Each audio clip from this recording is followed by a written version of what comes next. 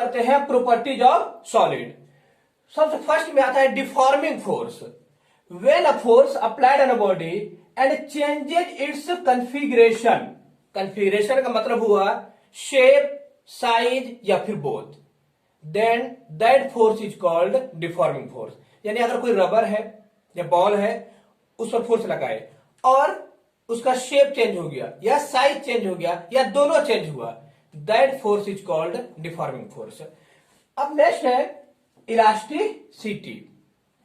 The property of material due to which, property of material due to which it regains its original configuration, यानी जो पहला shape और size था उसी को फिर से रीगेन करना after removal of deforming force is called elasticity. यानी कोई बॉल है या कोई रबर है, उसको कंप्रेस किए तो वो कंप्रेस हो गया, उसका फोर्स लगाए कंप्रेस हो गया। अब अगर हम डिफॉर्मिंग फोर्स को हटा देते हैं यानी फिर से छोड़ दिए तो वो फिर से बड़ा हो गया, यानी अपने पोजीशन को, अपने कॉन्फ़िगरेशन को, अपने शेप और साइज को फिर से रीगेन कर लिया। This property is called elasticity. अब अगर 100% रीगेन करता है, 100% रीगेन करता है तो that is called perfectly elastic. Perfectly elastic, कोई भी टर्म या कोई भी मटेरियल परफेक्टली इलास्टिक नहीं होता है, लेकिन अबाउट 100% के आसपास में आता है दो मटेरियल, क्वार्ट्ज, फॉस्फर और भी कुछ है, लेकिन जनरली इस दोनों को लगभग परफेक्टली इलास्टिक माना जाता है कि डिफॉर्मिंग फोर्स हटा दिए यानी दबा के अगर छोड़ दिए तो फिर से अपने पोजीशन को लगभग रीगेन कर सकता है, तो इसे कहेंगे परफेक्टली इलास्टिक। अब अगर इलास्टिक का मतलब हुआ अपने पोजीशन को रीगेन करना, तो इसका ठीक उल्टा हो गया प्लास्टिक या प्लास्टिसिटी, अपने पोजीशन को रीगेन एकदम नहीं करना। अब देखते हैं कि इलास्टिसिटी का कारण क्या है, किसी भी मटेरियल में इलास्टिसिटी होता क्यों है।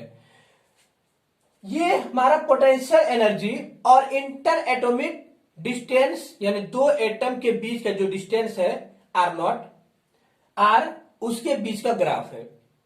यही ऐसा ही कुछ ग्राफ होती है।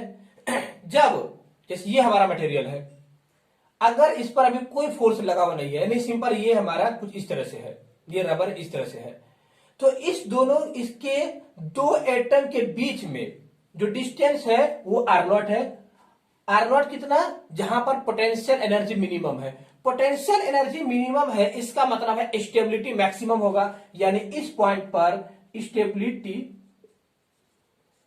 मैक्सिमम है, मैक्सिमम स्टेबल है। अब अगर मान लेते हैं, अगर इसको कंप्रेस कर देंगे कुछ इस तरह से, अगर इसको, ये हमारा कोई एक एटम है और ये हमारा जो स्प्रिंग जैसा बॉन्ड दिख रहा है, अगर हमने फोर्स लगाया बाहर से और इसको कंप्रेस कर दिए, अगर कंप्रेस कर देंगे तो ये डिस्टेंस जो R0 था पहले, वो यहां पर आ जाएगा, वो यहां पर आ गया। अगर यहां पर आया यानी यहां पर पोटेंशियल एनर्जी इतना है, पोटेंशियल एनर्जी इस पॉइंट पर R1 पर इतना ज्यादा हो गया। अब देखिए यहां पर पोटेंशियल एनर्जी मिनिमम था और यहां पर इस पॉइंट पर पोटेंशियल एनर्जी थोड़ा सा मिनिमम से ज्यादा है, यानी अगर यहां पर -10 था तो यहां पर -5 है। इसका मतलब है कि पोटेंशियल एनर्जी इंक्रीज किया।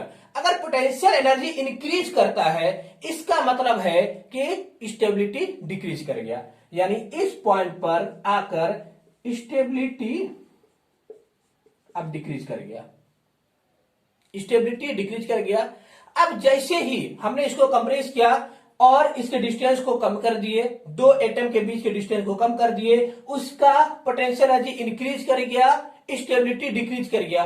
अब जैसे ही हम इसके डिफॉर्मिंग फोर्स को, जो बाहर से फोर्स लगाए हुए थे, उसको रिमूव कर देंगे, छोड़ दिए, तो अब ये बॉडी फिर से स्टेबल होना चाहेगा। स्टेबल वो कब होगा, जब पोटेंशियल एनर्जी उसका मिनिमम पर आएगा, यानी वो इस पॉइंट से इस पॉइंट पर आना चाहेगा। क्यों? क्योंकि उसे स्टेबल होना है।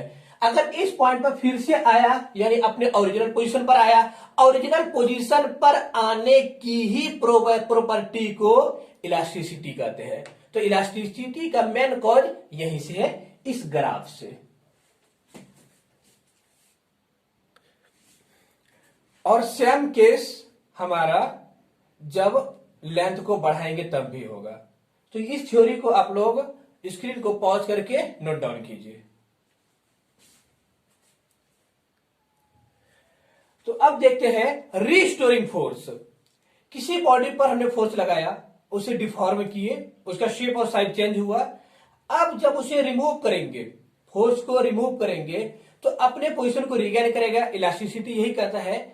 तो जो फोर्स उससे फिर से अपने पोजीशन को रिगेन करवाएगा, that force is called restoring force. इसके नाम से ही है कि रीस्टोर कराने वाली force, is called restoring force.